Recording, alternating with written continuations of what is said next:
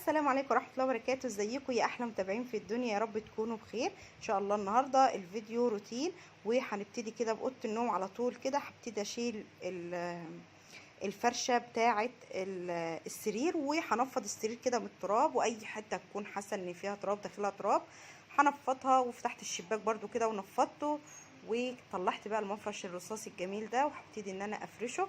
طبعا انا مسرعه الفيديو معاكم علشان انتوا ما تزهقوش. بس انا هنا فرشت السرير اهو، حطيت الكوفرت عليه وظبطت الدولاب، وكان في غسيل طبقته، وجبت بقى المقشه بتاعتي، وابتدي ان انا اكنس كده الارضيه والمع السجاد كده زي ما انتوا شايفين.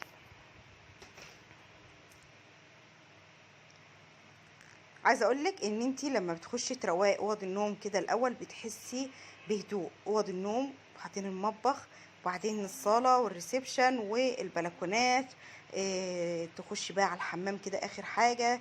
بتحسي براحه كده لما الاوض تتروق وتتقفل. خلاص انا عارفه ان الاوض دي خلاص نظيفه وزي الفل. هنا بقى رحت على التسريحه، لميت اي حاجه كانت من الميك اب او المكياج بتاعي كده على التسريحه، وحطيتها في العلبه بتاعتها، وروقت التسريحه، وشلت الغسيل اللي هو الغسيل الوسخ، وحطيته مع ملايه السرير عشان على طول هعلق على الغسيل. طبعا ما تركزوش، انا كنت في الفيديو بكلم نفسي عادي، كلنا بنكلم نفسنا واحنا بنعمل الروتين.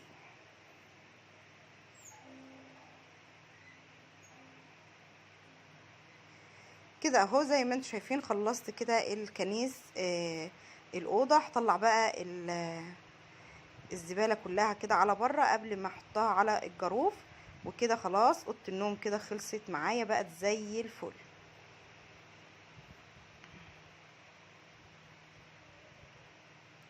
هفرش بقى العتبه بتاعه الباب اهي، وكده تمام خلصنا. تعالوا نروح بقى على اوضه الاطفال.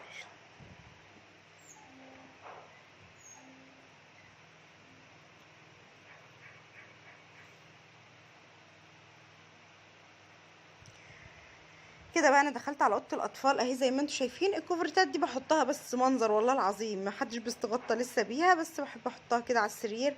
هشيل اول حاجه ملايه السرير كده على طول، وهنفض السرير برضو بالخداديه الوسخه اللي انا شايلاها من على السرير كده، عشان لو في تراب في اي حاجه خلاص تنزل مع المفرش القديم. هنا تمام اهو.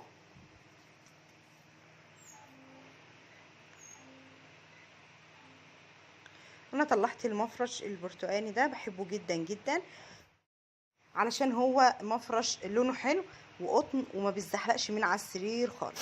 كده فرشت المفرش اهو، خلصته وخلاص السرير ده خلص. هروح بقى على السرير التاني اللي هو عند المسقط اهو. زي ما انتم شايفين هبتدي بقى اروق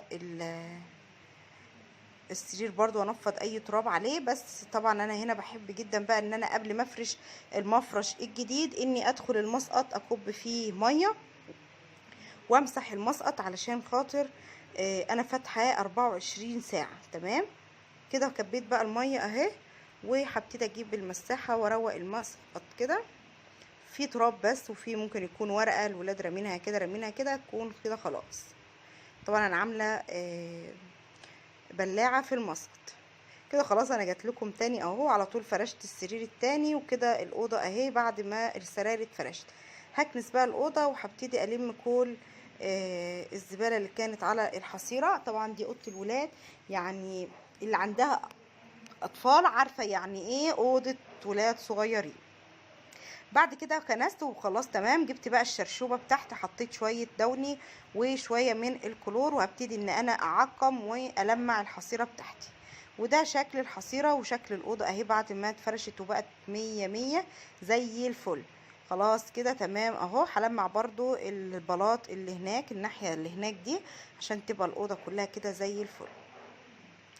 كده انا خلصت اوضه الاطفال. وكنت بقى في الوقت ده كنت يعني بعمل الاكل جنبي. مرضتش اقول لكم بقى تعالوا نعمل الغدا.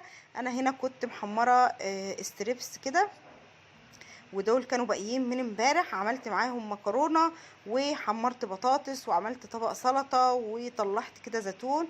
وهنقعد بقى انا والولاد نتغدى الاول قبل ما اكمل الروتين وقبل ما اكمل اي حاجه. ده شكل الاكل اهو. هحط بقى وناكل كده انا والعيال ولادي حبايبي في الطراوه كده وفي ال هقعد بقى الاول كده اتغدى واشرب كوبايه شاي واقوم على الغسيل على طول.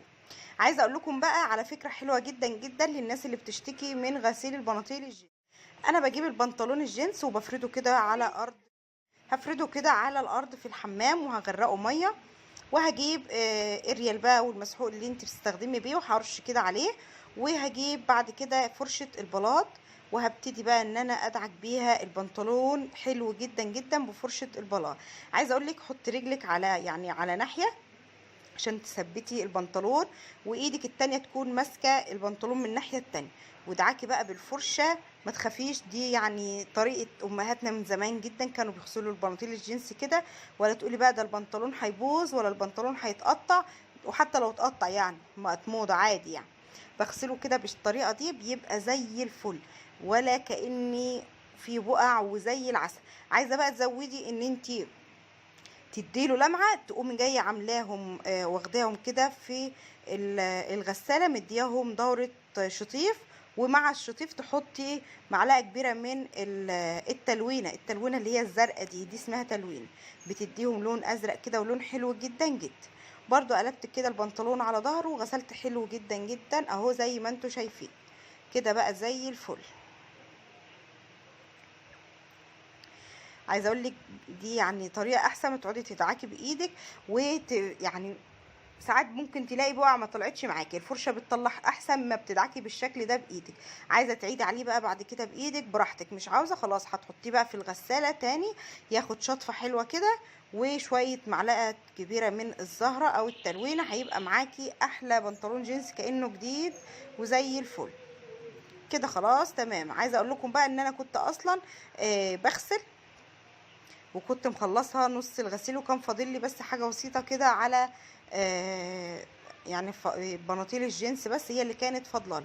لميت ملايه السراير، ويوم الغسيل ده بيكون كده بحب الم ملايات السراير اغسلها وما يكونش فيه غسيل خالص يوم الترويق كده. ما عادش الا كام بنطلون اهو، وهنا الغساله شغاله اهي، وكده خلاص فاضل فمين اتنين بس وهكون كده خلاص خلصت الغسيل بتاعي. قلت بقى اما خلصت الغسيل ونشرت قلت اروح اخش اعمل حاجه حلوه للولاد. هنعمل ايه؟ هنعمل النوتيلا، بس هنعمل النوتيلا الاصليه بطريقه سهله جدا جدا. انا معايا هنا المكونات بتاعتي نفس الكوب المعياري هو اللي انا هعاير بيه كل المكونات. معايا كوبايه سكر حبيبات، كوبايه لبن، كوبايه كاكاو، كوبايه زيت، وحوالي نص تمن كده من البندق يعني المتحمص ومتقشر. طب حمصته ازاي؟ ولعت الفرن بتاعي على درجه حراره 200 وحطيته كده في النص على الشبكه في يعني في صينيه، وحمصته على طول قشرته وهو سخن. هجيب المفرمه بتاعتي مش الكبه، هجيب مفرمه كده تكون بتفرم الحاجه ناعمه، وهحط فيها البندق واحط معاها نص كميه الزيت وهفرمها الاول. وبعد كده هجيب شفشق الخلاط بتاعي وهبتدي انزل بالمكونات التانية بتاعتي كلها على بعضها. حطيت اللبن، حطيت السكر، حطيت الكاكاو، وحاول تستخدمي نوع كاكاو يكون كويس عشان يطلع معاكي نتيجه حلوه.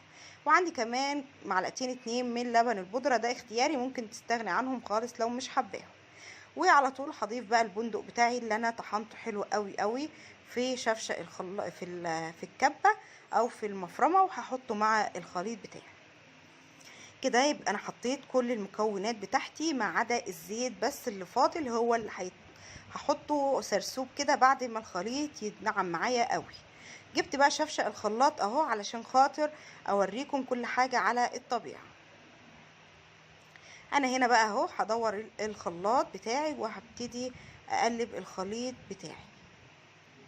طبعا البندق هو اللي مخلي الخلاط مش قادر ان هو يمشي. ممكن تحطي ربع كوبايه من اللبن كده. خلاص حطيت ربع كوبايه انا من اللبن والخليط مشي معايا اهو زي السكينه في الحلاوه. بعد كده بقى هجيب بقى سرسوب الزيت بتاعنا وهبتدي انزل كده سرسوب زيت صغير خالص خالص، خيط رفيع كده علشان ما يربطش معايا مره واحده وارجع اتحاز بعد كده ان الخليط ما شربش الزيت كده. خلاص اول ما تلاقي بقى الخلاط مش قادر يمشي وعمال يجعر كده اقول لك ده كده خلاص، ما تحطيش خلاص كده يعني افصلي بقى وقلبي التقلبتين التانيين دول بالاسباتيولا بتاعتك او بالمعلقه الكبيره بتاعتك. كده خلاص بعد ما قلبت الخليط بتاعي وهبتدي اصب لكم بقى في البوله، وهصب في البرطمانات. بس صبيت هنا في البوله عشان تشوفوا القوام بتاعه ازاي. بصوا ما شاء الله اللون حلو جدا جدا، والقوام حلو قوي، والريحه وطعم زي العسل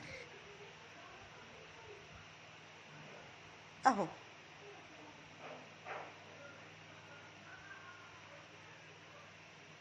شايفين بقى القوام حلو جدا جدا، مش محبب، القوام ناعم والخليط حلو جدا. ممكن تزيني بيه تورته، ممكن تحطيه على في السندوتشات، تعملي بيه اللي انت عاوزاه، حاجتك في بيتك، ولا تقولي يا جارة اديني ولا يا جوزة عاوزين نشتري بدل العلبة 2.